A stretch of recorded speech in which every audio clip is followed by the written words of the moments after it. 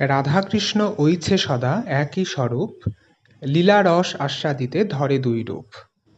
পরমেশ্বর ভগবান শ্রীকৃষ্ণের বাম অঙ্গ থেকে শ্রীমতী রাধারানীর সৃষ্টি, তাই রাধারানী এবং শ্রীকৃষ্ণ পৃথক নন।